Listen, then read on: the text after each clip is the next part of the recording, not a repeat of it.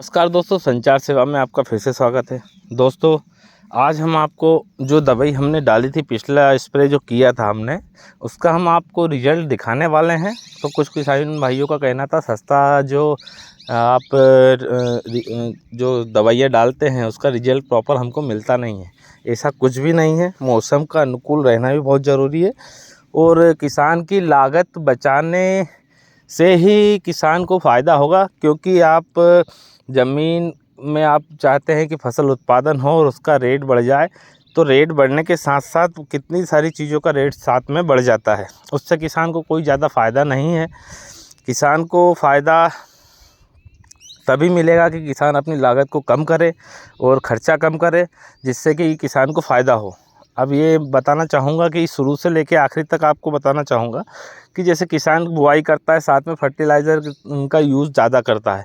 वहीं आप गोबर का खाद यूज़ करें, जैसे कि या गोबर से खाद से बना वर्मिंग कंपोस्ट का यूज़ करें, तो उसमें आपका डीएपी का जो खर्चा आता है, यूरिया डीएपी जो भी आप फर्टिलाइज़र यूज़ करते हैं, उसका खर्चा कम हो जाता है। साथ ही आप कीटनाशक का यूज़ तो करेंगे ही, लेकिन कीटनाशक में भी आप कौन सी दवाई का यूज़ करें उसका चयन करना बहुत ज़रूरी है। तो दोस्तों, कीटनाशक के साथ साथ टॉनिक में भी आपको बहुत बायो प्रोडक्ट आ जाते हैं, जिसमें बहुत अच्छा रिजल्ट मिलता है, कम दाम में भी मिल जाती है आपको। और जैविक दवाइयों का यूज़ करके ही आप उत्पादन का जो कि अधिक उत्पादन ले सकते हैं। तो दोस्तों, कुछ दवाई है जो ऐसी है जिनका प्राइस कम नहीं होता, वो मजबूरी होती है किसान को देना। लेकिन आपको मैं बताना चाहूँगा कि किसान को क्या होता है कि जितनी लागत, जितनी पैदावार बढ़ रही है, उसके साथ साथ लागत भी बढ़ रही है, जिससे किसान को कुछ ज़्यादा कुछ फ़ायदा होता नहीं है। तो दोस्तों, कहने का भावार्थ यही है, हमने जो पिछला डोज दिया था, आपको बताया था कि 170 रुपये प्रति एकड़ का हिसाब से जो डोज दिया था। कुछ किसान भाई जो आखिरी डोज देते हैं, कुछ हाई-फाई दे देते हैं, लेकिन आपको उसी का मैं रिज़ल्ट दिखाने वाला हूँ, जो कि हमने 170 का प्रति एकड़ का जो रिज़ल्ट हमने जो डोज़ दिया था, स्प्रे किया था, उसका रिज़ल्ट मैं आपको दिखा देता हूँ, उससे क्या फ़ायदा हुआ। मेन चीज़ तो कीटनाशक का, तो कीटनाशक में हमने आधा किलो, जो कि लोग 1 किलो इमावेक्टिन 10 एकड़ में फेंकते हैं, हमने आधा किलो का यूज़ किया था। आधा किलो का यूज़ करने के बाद ही उसमें रिज़ल्ट अच्छा मिला। खूब से खूब ये मान के चलो 50 ग्राम प्रति एकड़ के हिसाब से हमने डोज़ दिया था। लेकिन हमको पता था कि ये भी अच्छा रिज़ल्ट देगी, क्योंकि ईल का प्रकोप इतना ज़्यादा नहीं है। शुरुआत में आप जो ईल का प्रकोप अगर ज़्यादा हो जाए तो क्वांटिटी बढ़ा सकते हैं, लेकिन अगर ईल नहीं दिखाई दे और आपको दवा देना है तो क्वांटिटी कम रखें। तो दोस्तों, इससे आपका लागत भी बचेगी, साथ साथ आपको फसल को नुकसान भी नहीं होगा, ज़मीन को नुकसान नहीं होगा। तो मैं बताना चाहूँगा कि दोस्तों, जो हमने साथ में इसमें फर्टिलाइज़र यूज़ किया था, हमने घुलनशील फर्टिलाइज़र जो आता है 0050 के नाम से, तो उसका क्या रिज़ल्ट रहा मैं आपको वीडियो के माध्यम से बताऊँगा। तो अभी तक जो रिज़ल्ट है, आज की कंडीशन में हमने जो 9 तारीख को दवाई दी थी और आज ये हो गई है, कितनी तारीख बताना चाहूँगा, आज 22 तारीख हो गई है। तो आप देख सकते हैं कि आज से कम 15 दिन हो गए हैं, तो ईल का प्रकोप तो बिल्कुल दिखाई दे नहीं रहा हमको। और साथ ही ईल की बात ख़त्म हो गई, उसके साथ हम बात करेंगे कि दाना भराव कैसा रहा। तो दोस्तों, आप ये इस पौधे में देख सकते हैं, पौधे में घेटी बनी हुई है, लेकिन जो सबसे नीचे की, जैसे अपन घेटी को तोड़ते हैं, तो इसमें जो दाने का भराव है, आपको दिखाऊंगा मैं वीडियो के माध्यम से। जो 2 दाने की फली होती है, उसमें दोनों दानों की प्रोग्रेस बराबर है, ये देख सकते हैं। साथ ही इसमें आप बहुत कम किसान भाइयों को 3 घेटी का जो वो मिलता है, इसमें देख लीजिए आप, उसमें जगह कम पड़ गई, इतना दाना भरा हुआ है, देख सकते हैं आप। साथ ही आपको ऊपर की घेटी का भी रिजल्ट दिखा देता हूँ। जैसे ये आप देख सकते हैं, ये ऊपर की घेटी, ठीक है, इसमें अभी समय लगेगा ये वाली में, लेकिन इसकी अपन देखते हैं क्या प्रोग्रेस हुई है।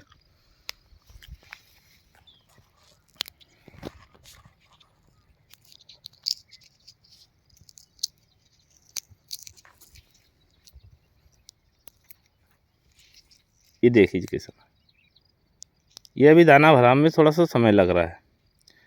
तो किसान भाइयों, कहने का भावार्थ यही है, जो ऊपर की घेटियाँ है, जो पोच रह जाती है, सूख जाती है, एकदम से दाना सिकुड़ जाता है, बारीक पड़ जाता है, तो ये फर्टिलाइज़र की यूज़ करने से आपका दाना भराव अच्छा रहता है। उसके जस्ट नीचे अब मैं दिखा रहा हूँ एक घेटी के जस्ट नीचे का दाना भराव, ये देख लो।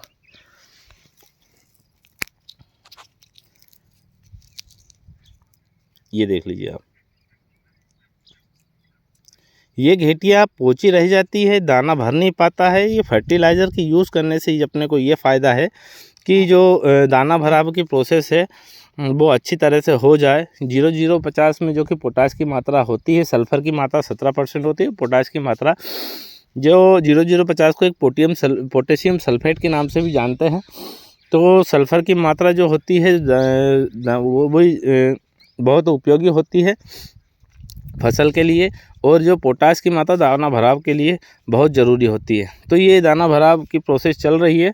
तो दोस्तों आपको मैं दिखा देता हूँ कि 9218 जो कि हमने साथ में मैं एक ही जगह से इसलिए वीडियो बनाता हूँ कि सही जानकारी एक ही फसल में आपको जो प्रोग्रेस हो रही है उसकी जानकारी आपको बेहतर मिल सके। क्योंकि किसान कुछ वीडियो ऐसे बनाते हैं कि जगह जगह अधूरी जानकारी रह जाती है कि वह पिछली फसल में क्या हुआ था, उसकी पूर्ण जानकारी किसान को नहीं मिल पाती है।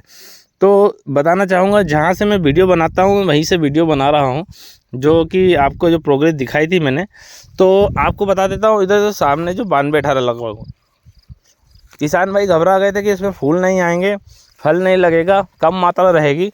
लेकिन बताना चाहूँगा जितना फल लगा है वो पूर्ण पर्याप्त रूप से जो दाना भराव हो चुका है। ये देख सकते हैं आप, ये पौधे की मात्रा है और आप इसमें फल देख सकते हैं। ये देख से दाना भराव मैं आप बता देता हूँ, ये पूरा कड़क हो चुका है।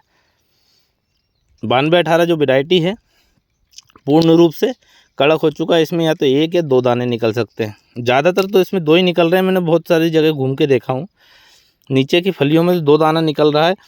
एक तो ये नीचे की फली में दो दाने का बराबर भराव और ऊपर की फली में पर्याप्त एक दाना भी अगर है तो उसका पर्याप्त आकार लेना ही एवरेज को बढ़ाता है। तो किसान भाइयों, घेटी देखकर अब कुछ किसान भाई जो दूर से देखते हैं कि घेटी अच्छी लगी हुई, लेकिन उनका दाना भराव ही एवरेज को बढ़ाता है। तो इस विषय पर विशेष ध्यान दें। तो किसान भाई की ये गलती ना करें कि आप फर्टिलाइज़र, उसमें ज़्यादा कुछ खर्चा तो आ नहीं रहा है, और उससे फर्टिलाइज़र से नुकसान नहीं है जो कि घुलनशील आता है। रासायनिक दवा जो होती है वो नुकसान करती है, जो कि जैसे कि मैंने वीडियो बनाया था, कीटनाशक डाली थी, उससे नुकसान है। लेकिन रिकवर करने के लिए उसमें टॉनिक का जो एक डोज हमने ज़्यादा डालना पड़ा, जो कि मैंने देवी कैप्सूल का यूज़ किया था। पिछले वीडियो में आप देख सकते हैं, देवी कैप्सूल का यूज़ भी काफ़ी अच्छा रहा। उससे भी ये फ़ायदा है कि उसमें भी जो है क्वालिटी आ जाती है देवी कैप्सूल से फसल के दानों में। ये आप देख सकते हैं, अब ये एक घेटी में दो दाने निकले 9218, और इसका साइज़ आप देख सकते हैं ये। तो दोस्तों कहीं ना कहीं आपका पेड़ अगर छीदा रह गया है, छोटा रह गया है, तो उसमें चिंता करने की कोई ज़रूरत नहीं है। कुछ ऐसी दवाइयाँ होती है जिससे कि आपका एवरेज मिला देती है। जैसे कि छोटे पौधे में भी आपका घेटी का अगर आकार बड़ा हुआ है, कुछ पौधों में जैसे 4 की जगह अगर एक गोड़ रह गया है, तो उसका आकार, दानों का आकार अगर सही है, आपने सही कर दिया, तो उसका एवरेज आपका जो नुकसान हुआ है उसकी भरपाई हो जाती है। तो दोस्तों मैंने पहले भी जो एक टुकड़े में जो हमने 25 अक्टूबर की बोनी थी, जिससे काफ़ी नुकसान हो गया था कोहरा से, बारिश से, जो कि घेंग वाली शिकायत हो गई थी। लेकिन अभी उसमें घूम के आ रहा हूँ, जो पौधे में वापस से हरापन आ गया था और जिसमें फूल मारे गए थे, सारे फूल आ गए थे। और उसमें ये मान के चलो कि मैं आपको एक फ़ोटो के माध्यम से बताऊँगा कि उसमें घेटे भी अच्छे लगे हुए हैं। ये साइज़ से बड़ा घेटा लगा हुआ है उसमें। तो कारण यही है कि दोस्तों कुछ किसान कहते हैं कि जल्दी नहीं करे बोनी में। देखो मेन चीज़ तो चने की बुआई का समय, मेन तो जो है कि चने की बुआई का समय जो मेन है वो 15 अक्टूबर से लेके आप 15 नवंबर तक कर सकते हैं। लेकिन किसान कोशिश करे कि अक्टूबर के समय में ही बोनी हो जाए, क्योंकि अक्टूबर का समय में जो बोनी होती है वो लाल होकर चना पकता है। उसके बाद जितना समय लेट हो जाता है वो एकदम से भूरा पड़ता है और फिर पकता है। तो कहने का भावार्थ यही है, या तो समय से पक तो जाएगा, लेकिन ज़्यादा अगर नवंबर का समय भी आपने निकाल दिया तो चने की हाइट छोटी रह जाएगी। और मौसम अनुकूल रहा तो ठीक है, मौसम अनुकूल नहीं रहा तो किसान को काफ़ी नुकसान हो सकता है। तो दोस्तों इसका रिजल्ट तो काफ़ी अच्छा रहा। और अभी ये जो पहले हमने 204 का वो बनाया था, इसमें अभी 5 दिन लेट है जो की घेटी अभी बन रही है, आप देख सकते हैं इस जगह। तो इसमें अभी समय है, 5-6 दिन लेट है ये चना। उसके बाद भी इसमें इतना जल्दी दाने का भराव हुआ, जो कि हमारे साइड में भी एक किसान का जो कि चना देखा है हमने, उसकी भी हाइट इतनी ही है, लेकिन उसमें कुछ बेंडा, ये बोल सकते हैं कि पाला वाली शिकायत आ गई थी। इसमें पाला वाली शिकायत कहीं भी नहीं दिखेगी, जहाँ गोड़ है वहाँ घेटी लगी हुई है। और या आप इतना बड़ा गोड़ भी है तो उसमें भी घेटी लगी हुई है, पर्याप्त उसे दाना भराया हुआ है। तो कारण यही पोषक तत्वों की कमी को पूरा करने के लिए ही अपन फर्टिलाइज़र का यूज़ करते हैं, दवाइयों का यूज़ करते हैं। जहाँ पर आप बताना चाहेंगे, कुछ किसान कहते हैं हमने तो कुछ नहीं डाला, लेकिन कुछ नहीं डालने का कारण ये है, हमारे खेत में अच्छा एवरेज मिला। लेकिन उनका क्या होता है कि कुछ किसानों को तीनों फसल बुआती है, जिससे भी ज़मीन का जो उतरना होता है वो कम हो जाता है, मतलब ज़मीन की क्षमता कम होने लगती। 3-3 फसल बुआने लगी, मूंग की है, सोयाबीन है, अपनी गेहूँ चने की है।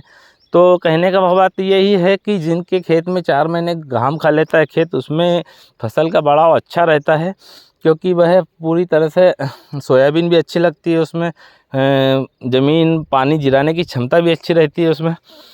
तो दोस्तों जिन खेतों में मूंग बोआते हैं, उन खेतों में भी फसल अच्छी लेना चाहते हैं तो कुछ दवाइयों का यूज़ तो अपने को करना पड़ेगा, लेकिन किसान को लागत कम लगाकर दवाइयों का यूज़ करना तो ज़्यादा बेहतर रहेगा, जिससे किसानों की आय बढ़ेगी और किसानों को फ़ायदा होगा।